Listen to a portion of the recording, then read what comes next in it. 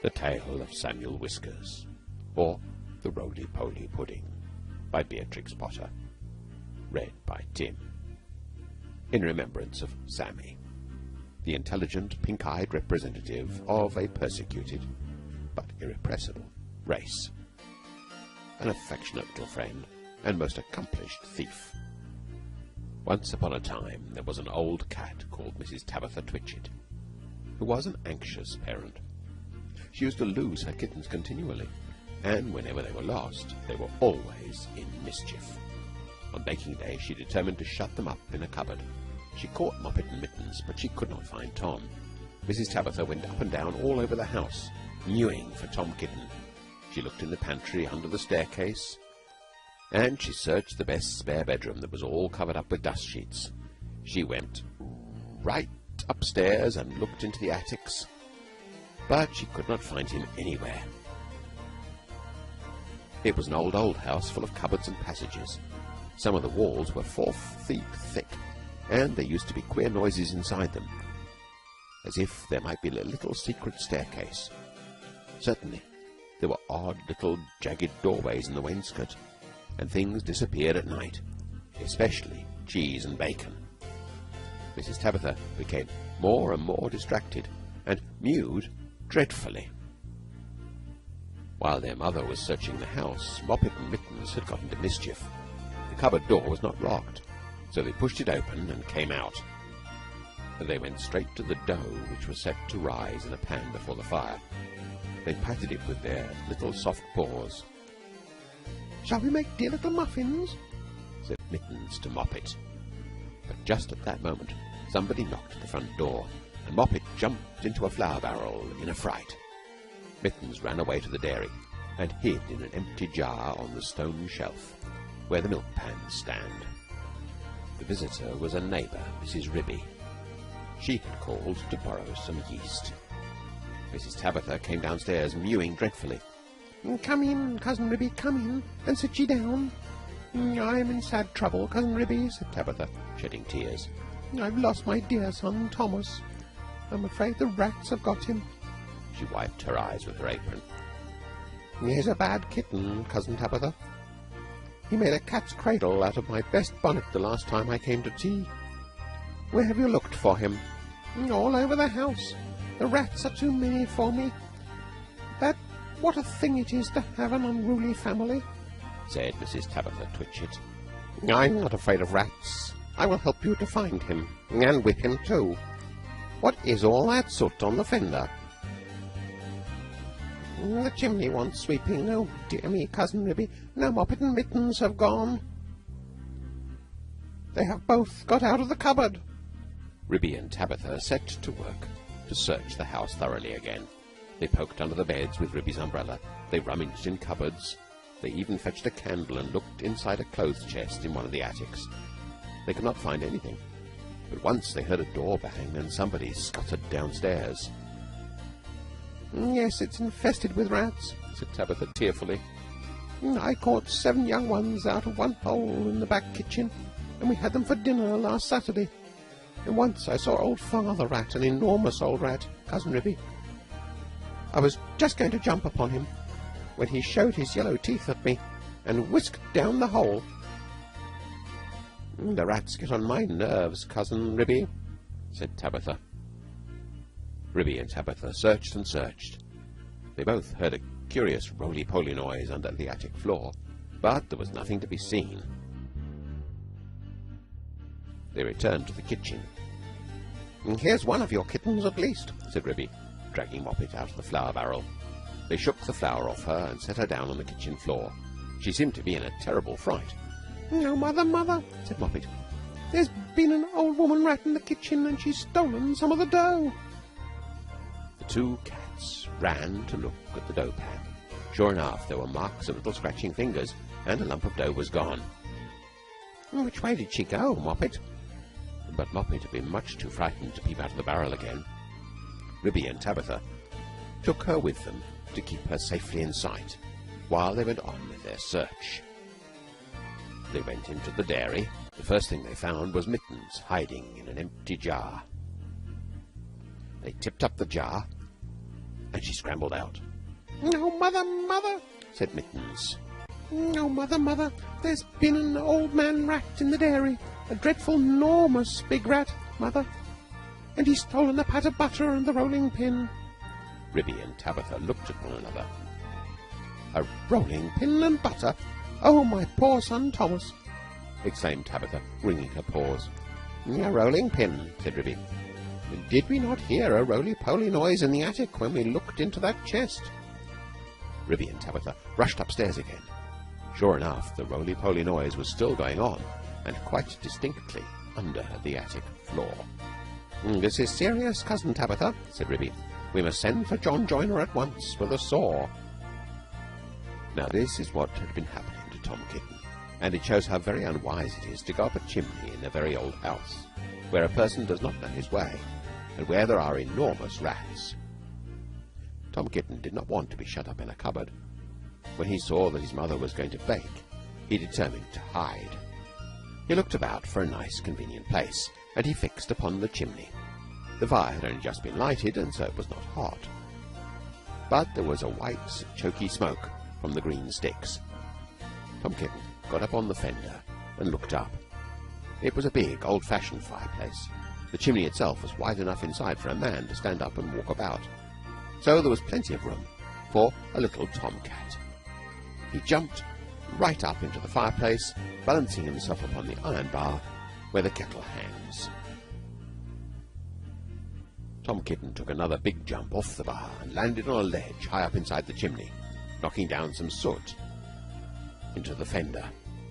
Tom Kitten coughed and choked with the smoke, and he could hear the sticks beginning to crackle and burn in the fireplace down below.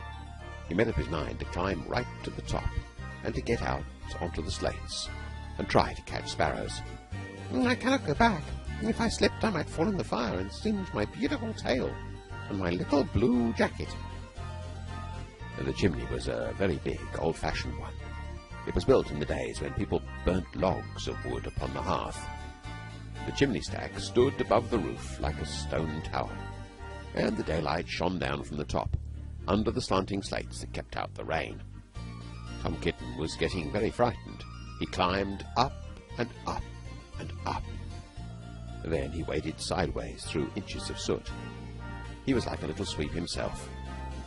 It was most confusing in the dark. One flue seemed to lead into another. There was less smoke, but Tom Kitten felt quite lost. He scrambled up and up, but before he reached the chimney top, he came to a place where somebody had loosened a stone in the wall.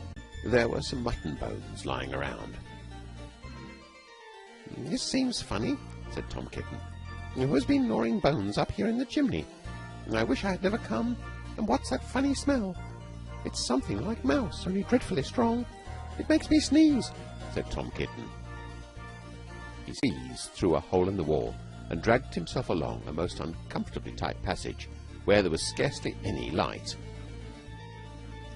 He groped his way carefully for several yards. He was at the back of the skirting board in the attic, where there is a little mark star in the picture. All at once he fell head over heels in the dark down a hole and landed on a heap of very dirty rags. When Tom Kitten picked himself up and looked about him, he found himself in a place he had never seen before, though he had lived all his life in the house. It was a very small, fusty, stuffy room, with boards and rafters and cobwebs and lath and plaster. Opposite him, as far away as he could sit, was an enormous rat. "What do you mean by tumbling into my bed all covered with smuts?" said the rat, chattering his teeth. "Please, sir, the chimney wants sweeping," said poor Tom Kitten. "Anna Maria, Anna Maria!" squeaked the rat. There was a pattering sound, and an old woman rat poked her head around a rafter. All in a minute she rushed upon Tom Kitten, and before he knew what was happening, his coat was pulled off, and he was rolled up in a bundle and tied with string in very hard knots. Anna Maria did the tying. The old rat watched her and took snuff. When she had finished, they both sat staring at him with their mouths open. "Anna Maria," said the old man rat, whose name was Samuel Whiskers. "Anna Maria, make me a kitten dumpling roly-poly pudding for my dinner. It requires dough and a pat of butter and a rolling pin," said Anna Maria. considering Tom Kitten with her head on one side. "No," said Samuel Whiskers. "Make it properly, Anna Maria, with breadcrumbs." "Nonsense. Butter and dough," replied Anna Maria. The two rats consulted together for a few minutes, and then went away. Samuel Whiskers got through a hole in the wainscot and went boldly down the front staircase to the dairy to get the butter. He did not meet anybody. He made a second journey for the rolling pin. He pushed it in front of him with his paws, like a brewer's man trundling a barrel.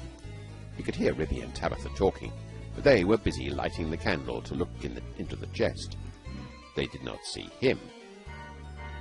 Anna Maria went down by way of the skirting board and a window shutter to the kitchen to steal the dough. She borrowed a small saucer and scooped up the dough with her paws. She did not observe Moppet. While Tom Kitten was left alone under the floor of the attic, he wriggled about and tried to mew for help. But his mouth was full of soot and cobwebs, and he was tied up with such very tight knots he could not make anybody hear him, except a spider, which came out of a crack in the ceiling and examined the knots critically from a safe distance. It was a judge of knots because it had the habit of tying up unfortunate bluebottles, but did not offer to assist him. Tom Kitten wriggled and squirmed until he was quite exhausted. Presently the rats came back and set to work to make him into a dumpling. First they smeared him with butter, and then they rolled him in the dough. "Will not the string be very indigestible, Anna Maria?" inquired Samuel Whiskers. Anna Maria said that she thought it was of no consequence, but she wished that Tom Kitten would hold his head still as it disarranged the pastry. She laid hold of his ears. Tom Kitten bit and spat and mewed and wriggled, and the rolling pin went roly-poly, roly-roly, roly-roly. The rats each held an end. "His tail is sticking out. You did not fetch enough dough, Anna Maria." "I fetched as much as I could carry," replied Anna Maria. "I do not think," said Samuel Whiskers, pausing to take a look at Tom Kitten, "I do not think it will be a good pudding. It smells sooty." Anna Maria was about to argue the point when, all at once, there began to be other sounds up above. The rasping noise of a saw, and the noise of a little dog scratching and yelping. The rats dropped the rolling pin and listened attentively. "We discovered and interrupted, Anna Maria. Let us collect our property and other people's and depart at once. I fear we shall be obliged to leave this pudding. But I am persuaded that the knots would have proved indigestible, whatever you may urge to the contrary. Come away at once and help me tie up some mutton bones and a counterpane," said Anna Maria. "I have got a half-smoked ham hidden in the chimney." It so happened that by the time John Joiner had got the plank up, there was nobody under the floor except the rolling pin and Tom Kitten in a very dirty dumpling. But there was a strong smell of rats, and John Joiner spent the rest of the morning sniffing and whining and wagging his tail, and going round and round with his head in the hole like a gimlet. Then he nailed the plank down again and put his tools in his bag and came downstairs. The cat family had quite recovered. They invited him to stay for dinner. The dumpling had been peeled off Tom Kitten and made separately into a bag pudding, with currants in it to hide the smuts. They had been obliged to put Tom Kitten into a hot bath to get the butter off. John Joiner smelt the pudding, but he regretted that he had not time to stay for dinner, because he had just finished making a wheelbarrow for Mrs. Potter, and she had ordered 2 hen coops. And when I was going to the post office late in the afternoon, I looked up the lane from the corner, and I saw Mr. Samuel Whiskers and his wife on the run, with big bundles on a little wheelbarrow, which looked very like mine. They were just turning in the gate to the barn of Farmer Potatoes. Samuel Whiskers was puffing and out of breath. Anna Maria was still arguing in shrill tones. She seemed to know her way, and she seemed to have a quantity of luggage. I'm sure I never gave her leave to borrow my wheelbarrow. They went into the barn and hauled their parcels with a bit of string to the top of a haymow. After that, there were no more rats for a long time at Tabitha Twitchit's. As for Farmer Potatoes, he was driven nearly distracted. There are rats and rats and rats in his barn. They eat up the chicken food and steal the oats and bran, and make holes in the meal bags. And they are all descended from Mr. and Mrs. Samuel Whiskers. Children and grandchildren and great-great-great-grandchildren. There is no end to them. Bobbie and Mittens have grown up into very good rat catchers. They go out rat catching in the village, and they find plenty of employment. They charge so much a dozen, and earn their living very comfortably. They hang up the rats' tails in a row on the barn door to show how many they've caught. Dozens and dozens of them. But Tom Kitten has always been afraid of a rat. He never durst face anything bigger than a mouse. The end.